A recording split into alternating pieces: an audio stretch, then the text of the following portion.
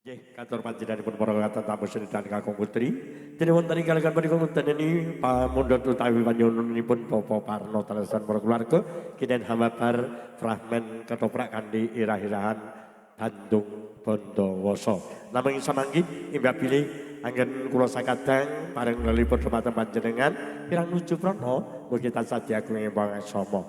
Kanthi mengkono sumangga para kanca nyarengi suka parisukani samangke kunjuk wonten ngasanipun sedaya para kulawarga saking piranipun Bapak Parno Purwoyo miwah Ibu Sri Wahyuni samangke kasmanan berkasa pangestu lumantar foto sesarengan anak Mas Bagus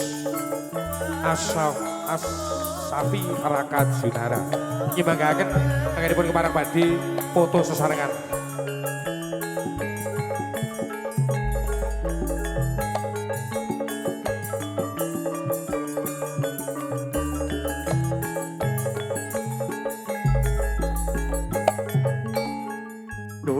para pamirsa. Sugeng dalu, sugeng pepanggihan kalian kula sakadang pametri budaya Josi Campursari. Dene wonten ing kaliyan dalu menika saking para kadang Josi Campursari kepareng ngaturaken babaring panglipur kanthi sandiwara kedhoprak.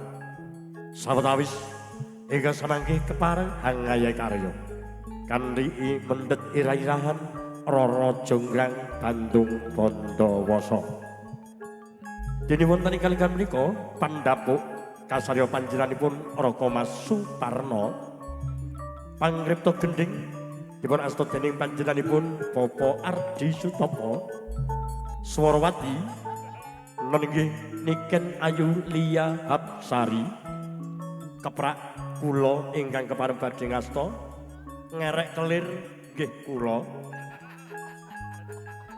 Dene wonten ing kaliyan menika mugi dadya panglipur dumateng panjenenganipun para tamu ingkang kepareng hangayai minangka dados Roro Jonggrang lan inggih retnaning Diahayu Niken Hapsari.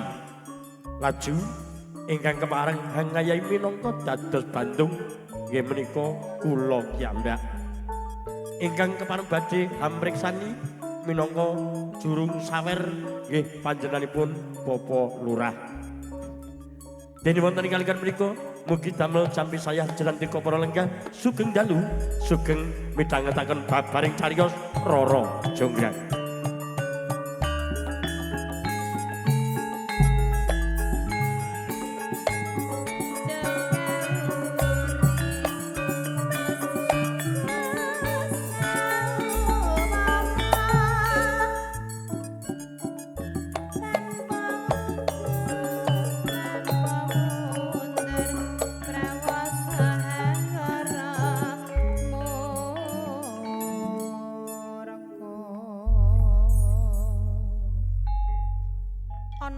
Segara saiki mung karyaku dhewe. Tunggal-tunggalku wis padha dipateni karo Bandung Bondowoso. Semono uga wong tuaku ya iya kabeh wis diobong karo Bandung Bondowoso. Gek ya aku kudu kepiye? Gek aku ra roang. Aku kudu karo sapa? Bandung Bondowoso kok ya keparat tenan kowe Bandung.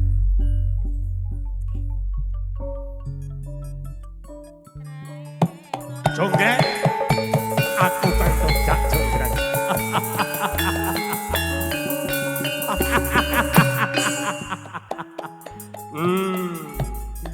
Kowe kari ijen Jonggrang.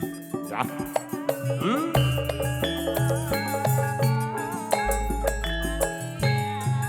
Ndak rewangi mlaku adoh. Saka pengging nganti teka Wanasegara munggah gunung medon kali paribasane demen gedhe labuh tresnaku marang sliramu Jonggrang. Mula sliramu dadya garwaku wanita boyongan ana ing pengging wong ayu. Bandung langap-langap pangucapmu kaya wong ra duwe dosa kowe ya Bandung. Kabeh wong tuaku wis mbok pateni. Iya. Kabeh tunggalku wis mbok pateni. Bener. Kene wis mbok lemah abang kaya mangkene. Wawana segara wis komplang tanpa ana ruang merga duweni pepalang nggonku labuh tresna marang kowe, Jong. Yen to sliramu ki manut gelem ndak boyong ana ing pengging mesti ora bakal kedadian kaya mengkono. Bandung. Iya. Kowe ngipi apa ora kowe kandha kaya mangkono kuwi? Aku ora ngimpi iki kasunyatan. Kasunya. Yen to aku kuwi gedhe rasa tresnaku marang kowe, Jong. Kowe tresna karo aku, nanging Bandung. Piye? Aku ora duwe tresna karo kowe. Witing tresna iku jalaran saka kulino, kalamun saben dina wis nyaket marang aku mesti nuwuhke rasa tresna. Kulino ki ya nek sing disawang bagus. Wong sing disawangi rupane kaya mundu kaya ngono kok kan. Witing tresna kepiye? Kaya mundu. Sing digoleki wanita kuwi ya mung mundune kowe wong ayu. Bandung. Yen to bagus ning tanpa duwe mundu, ora bakal bisa lembut. Bandung. Ya. Wis ndekno pangucapmu sing kowe iki tresna karo aku. Iya. Aja ngipi kowe bakalan duwe bojo aku. Nanging aku tresna marang kowe. Nanging aku ora tresna. Senadyan to pepalang rubeda kang tumeka, nanging aku isih tresna. Bandung. Aku ora Aja bakal nyerah-nyerah. mundur. Aku ora bakal mundur kalamun to durung jejer marang kowe, Jong. Bandung. Heh, Aja Bandung. wangkot temen. Bandung. Ya, Nek nganti ki kok keprungu nayaka ning jaba. ya. Upama isih ning salah sijine lek urip lak ya ngisin-isini yen kowe iki karo aku Bandung kuwi ora wedi karo marang sapa wae. Kalamun dadi pepalang, aja meneh mung salah sawijining nayaka utawa prajurit. Kadangmu sepuh wae Prabu Kupala tumekaning sirna, merga pepalang nggonku labuh tresna marang kowe. Mula manut, Bandung. ya. Upama Bandung ki ya Pak Lurah apa Pak Edi ngono ya aku nyawang-nyawang ya telaten. Bandunge kaya diesel kaya ngono nyawang. Jong. Yen to ala lan bagus sing tumraping manungsa iku lumrah. Lumrahe merga ana padhanging surya. Nanging yen to petengan kae ana ing tengahing alas kaya ora ana wong padha wae. Padha wae nanging aku ki ora tresna karo kowe. Rasa tresna ki ora Wajan ana pranta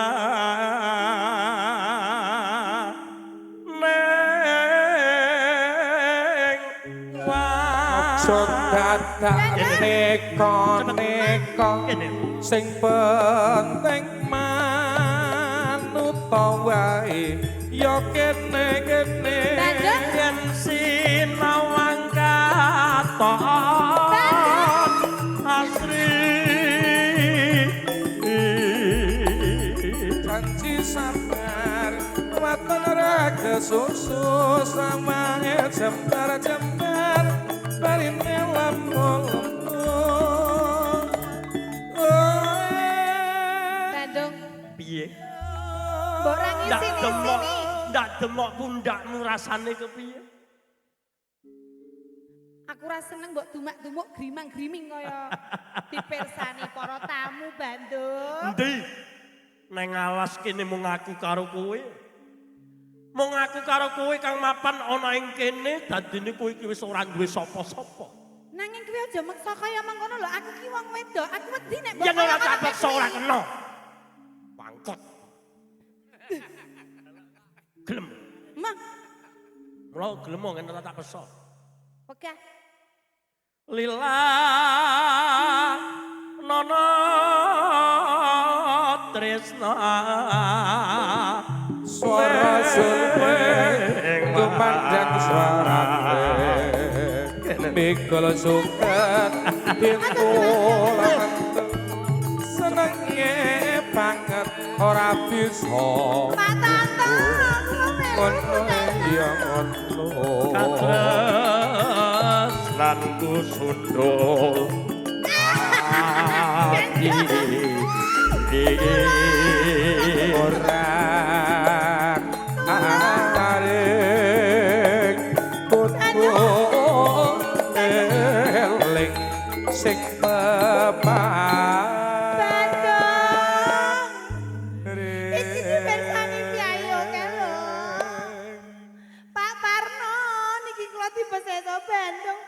Mula kowe gelem dadi garwa boyongan. Aja suwe-suwe, Cuk. Kowe iki mbati ngono ki jenenge. Umang sing bayar ora wani demek kae. Ngene iki ngene iki mau karo Dita ngono ya rada-rada mending kok karo tuwekan. Ya. Bandung Bandoso. Bandawasa. Bandawasa ki ora kena diucapke. Bandung Bandoso. Joko Bandung. Joko Bandung Bandoso. Bandoso ya arep mikul sapa? Bandung. Iya. Kowe aja kaya mengkono kuwi. Aku kira tresno. Mbok peksa kaya ngapa aku kira tresno. Wau ngarep wis tak omongke. Witing tresno jalaran saka kowe. Ora. Aku ora bisa tresnani kowe, arep kowe iki witing tresno aku mah. Labuh tresno rina malam minggu kota Solo jenerape sarene iya wis kepacut kaya ngene yen sinawang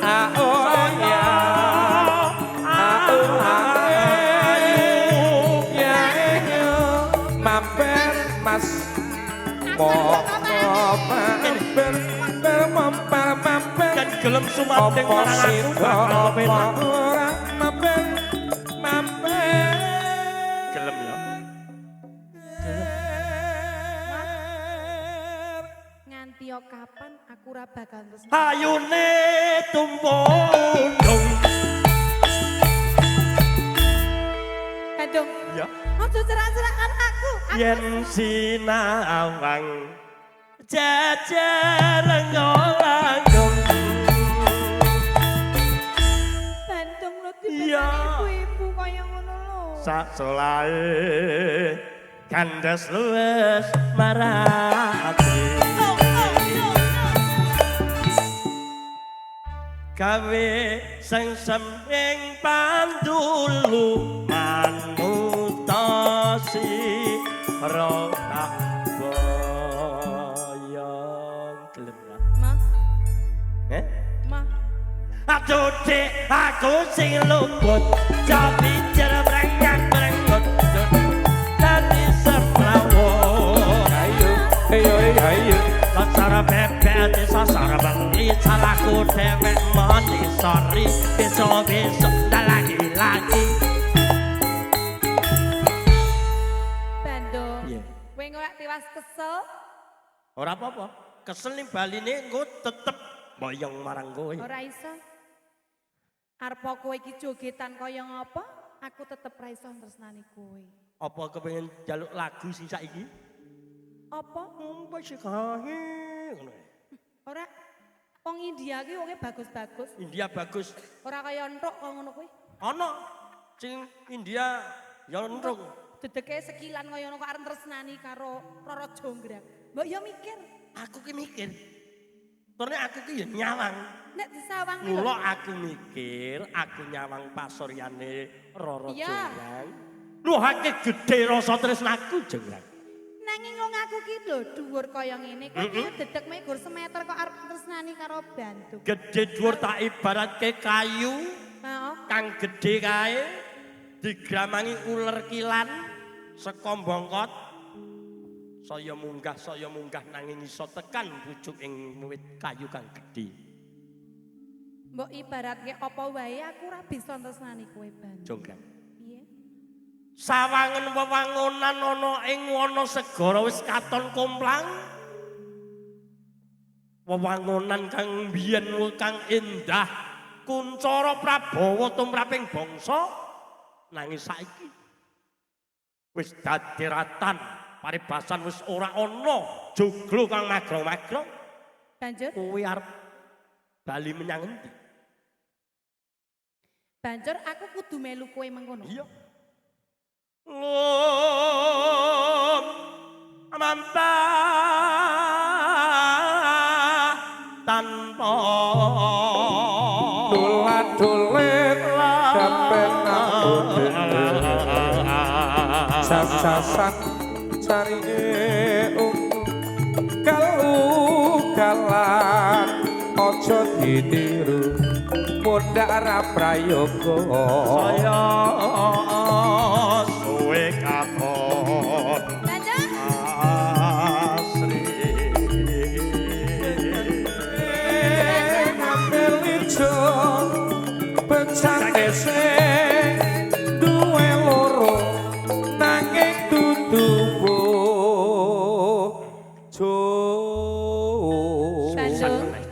Bandung. Iya. Yen pancen kowe kudu tresnani aku saiki gelem. Tenan. Ananging kosek. Piye? Kosek Bandung. Jadi gelem. Kosek Bandung. Aku bisa tresnani kowe.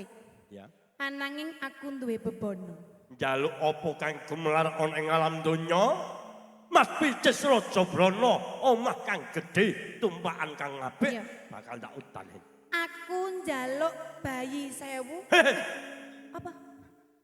Aku njaluk candi 1000. Candi cacah 1000 nanging sakjroning sewengi kudu dadi.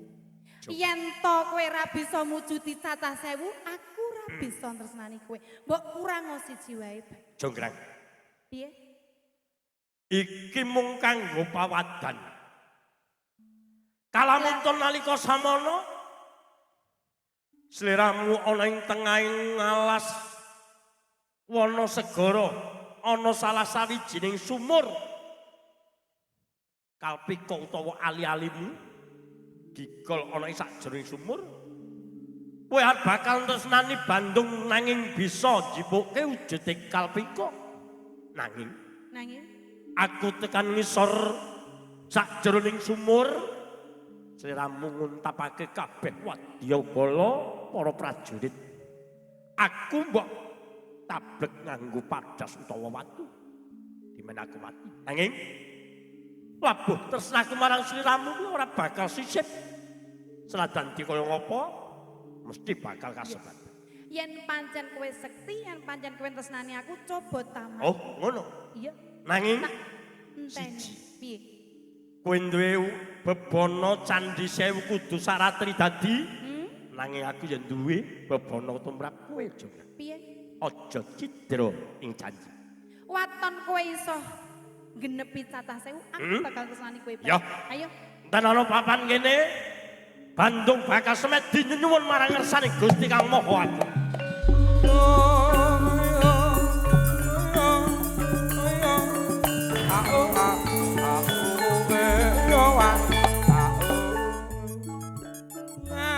Duh, Gusti Kang Mara Panengger, Gusti Kang Gelar Jagat, keparengipun Jaka Bandung, nyuwun wonten ngarsa dika ngudaneni ingkang awujud reca kang cacah 1000 sak ratri. Apa kuwasa? Pekatek.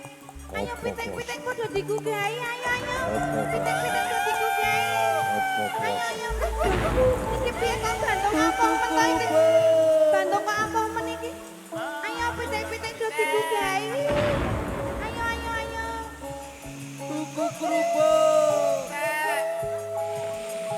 Tuku kerupuk. Pegone entek. Candi!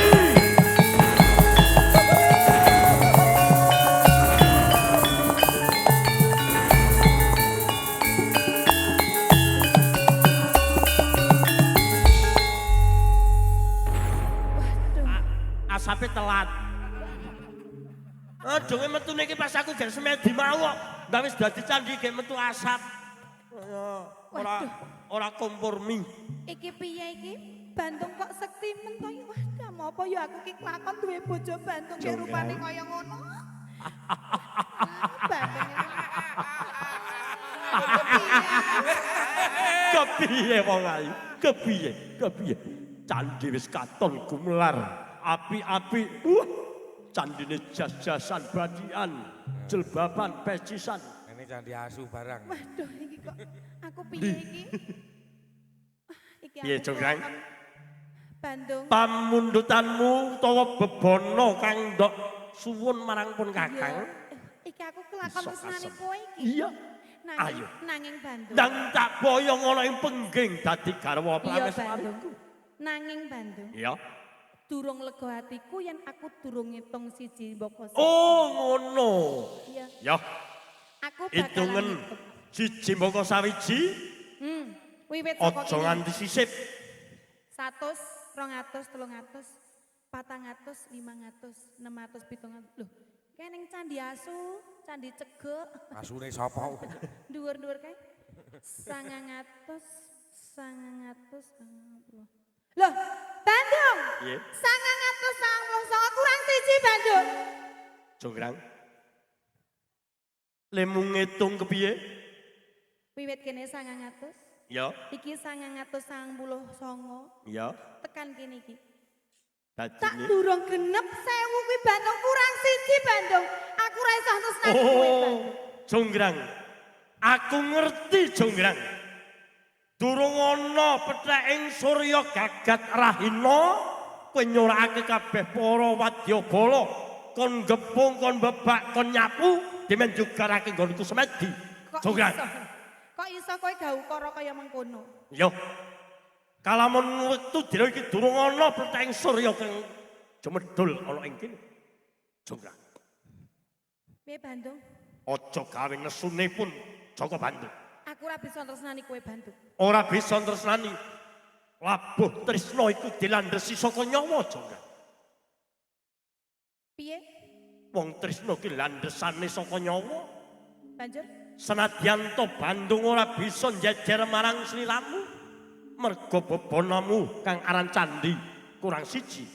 kurang siji. Ya, Kaya omongku ngarep mau, yen kowe iso gawe candi Cadah Sewu. Arepa kurang siji, aku ora bisa tresnani kowe Bandung. ya. Ora apa. Lila. Lila jroning Bandung yen to kowe ora bakal tresnani aku. Ning ya kuwi candi kang cacah 999 genepe 1000. Kowe Jonggrang.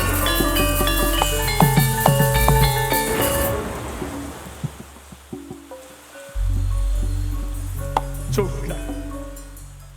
Sing gedhe pangapuramu. Mergo aku tresna marang sliramu. Nanging sliramu ora bakal tresnani marang Jaka Bandung. Ing tibane kowe dadi watu, dadi reca sing gedhe pangapura.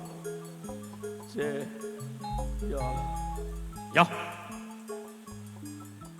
Wong tresna ngono ora kudu duweni. Yen to mung kanggo pawadan, yen to Jonggrang ora tresna marang Bandung. Ning luwih becik iki wis komplit atos kabeh apa durung.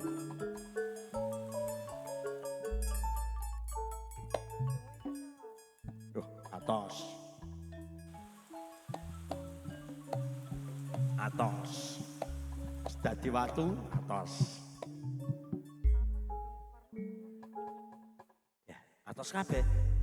Wis kan kene atos. Lek, rene lek. Piye. Kok lek? Jonggrang kok lek iki lho. Lho kowe abdine kene kok. Iki ijahna sing empuk iki. Coba kuwi. Jono sing mbok 100 kabeh. Iki mau wis 100 kabeh lho. Iki atas. Atos. Iki atas. Iki atas. Iki Ndi? Weh, iki ki ana sing Pak Lurah nyuntulung Pak Lurah. Malah badhe anu Mirsani empuk napa atas? piye? Piye iki? Penake apa? Empuk. Kok jambok apa urung sempurna? Urung sempurna. Iki empuk. Nak ngono tak atos sisan. Itu malah wis kisut iki. Paman, Piye? sliramu tak keparengake kundur ana ing Praja Wanasegara. Sentika dawuh. Yen to Jonggrang mapane ora ning papan kene. Mapane ning Prambanan.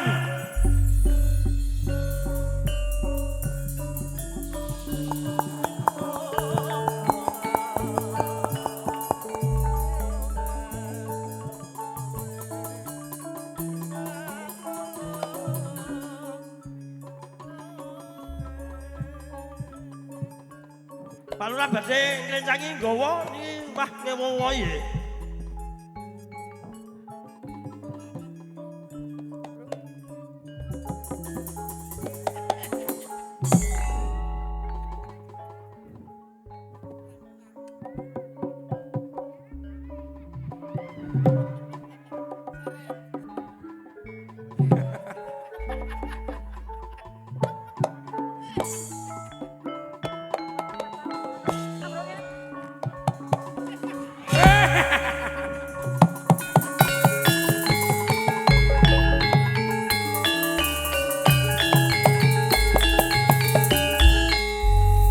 Ora, Matane iki menungso. Kok geret-geret ngene matamu? kok iki watu. Sinetku lara mbok geret-geret ngono kuwi. Kocok kuwi. Lah salah kurang munggah, ana nggokok kono ya. Ora kuat ki mbok ya, ora kuat ki ora gendong. Mbok wong iki Ngono ngakumu. Kowe iki apa-apa ijo, apa-apa duwe. Kowe iki ya Katone aja tumuru ning wahyu, aja tumuru ning rembulan. Ha iya. Nang gene gendong ora kuat kok. Mergane siji. Kowe iki ora jumbo karo awakmu. Lah ngapa? Awakmu cilik kok abot apa kabutan dosa apa piye kok? Dosa ndas. Gede. Iki piye iki? Eh? Oh, Mas aku karo belah rekosane kok ngene, Pak Lurah, Pak Lurah. Yes. Lho, Kowe pengen piye? jare ning ndandake gek.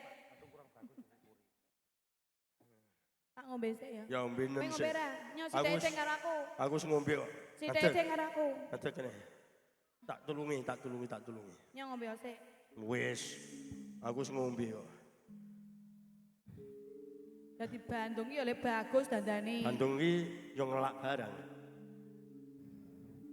Oleh bagus. Nah. Ya, salahke. Dandan rong burung anu wae.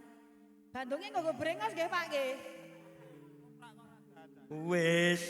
Bandung iki lho kowe mau ora kencan nek aku dadi Bandung ngono nggo brengos.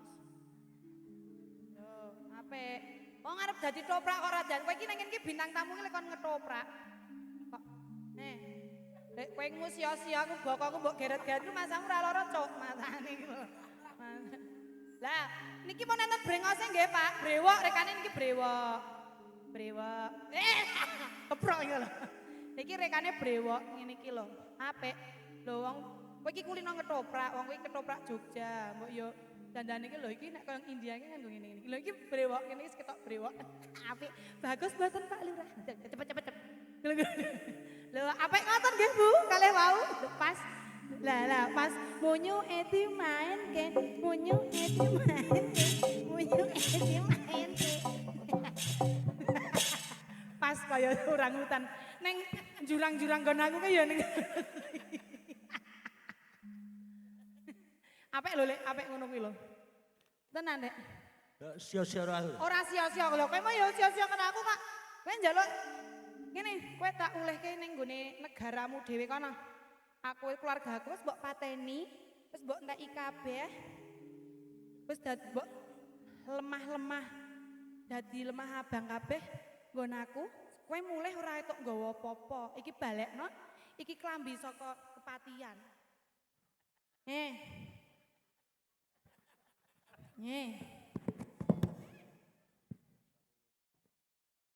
Piye?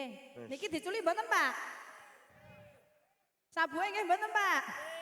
Lho, Nggih. piye? Oh, Wis kono ta. kemasaku. Lah, Wis rasahe ngono, ketek ora nggo kathok kowe iki. Iki. Lah, dicopot mboten, Bu? Copot lho, Bu. ibu ya copot Bu. Lho. Lah, sungkem kula Bu lah. Nah. Lah. Bar dicopot ki. Wong ngerti. Dikira kan disawer gur Arti dicopot. ditrayu kok adine wangi nyopoti. Nah, putih Bu, kalau tempatnya Bu, kalau ngene, nyopot ingatan ya Bu, cepet. Nyopot, niki nggak buatan Bu. Iya, karena dikandani Bu ini lah. Alatmu ya akeh men to Kang. Lah, enake mae. Iya. Iya. Iya.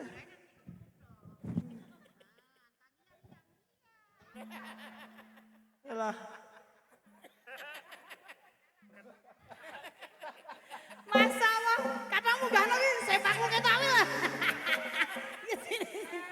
susahnya. Nah. Astagfirullahaladzim.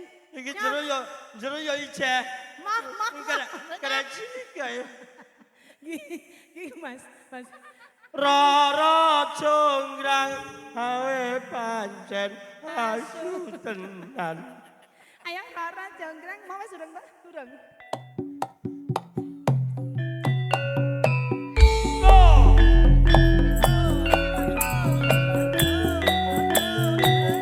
Kaya ning omah Hernandur Kobes.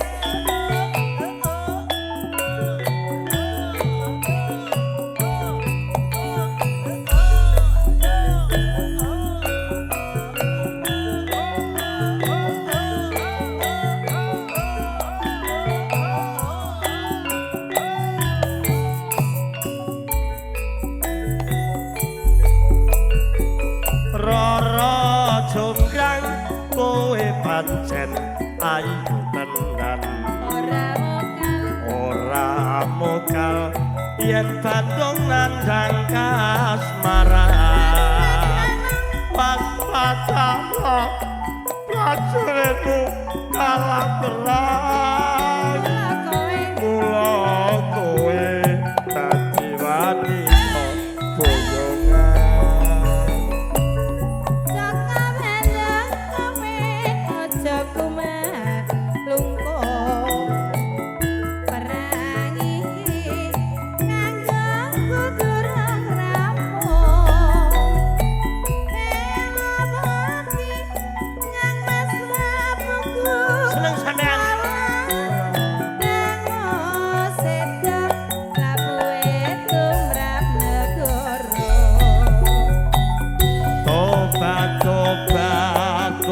wanita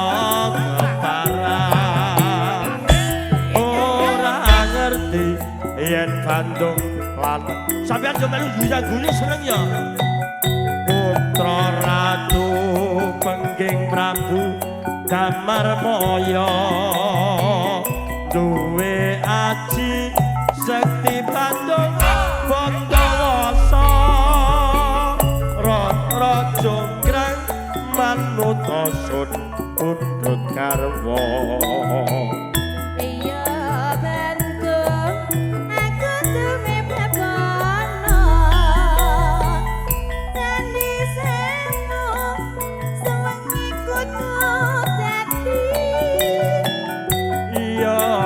jonggrang panuwunmu tak turu Salape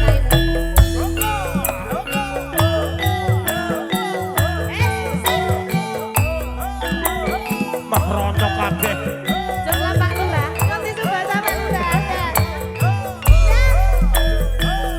Pak Lurah, nyoto bahasa itu bahasa.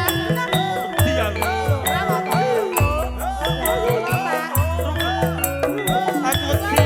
aku mesti ro palurah Linggih. aku mesti ro palurah Rara jonggrang kowe pancen ayu tenan Nyuwun apa lagi? bakal yen Bandung nandang kasmaran waspada no prajuritmu kalah perang mula kowe dadi wanita boyongan matur sembah nuwun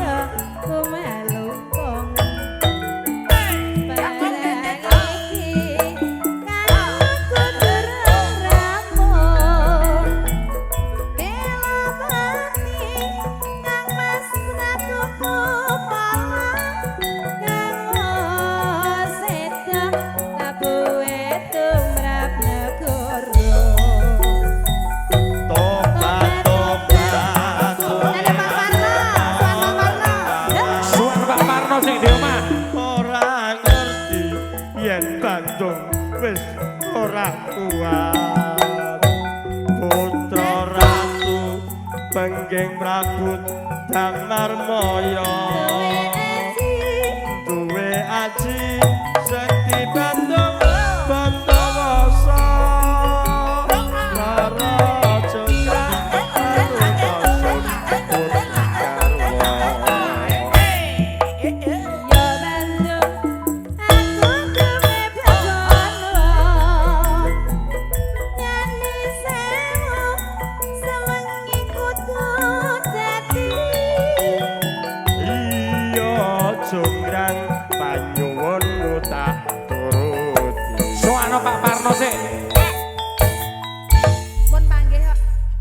Pak Parno.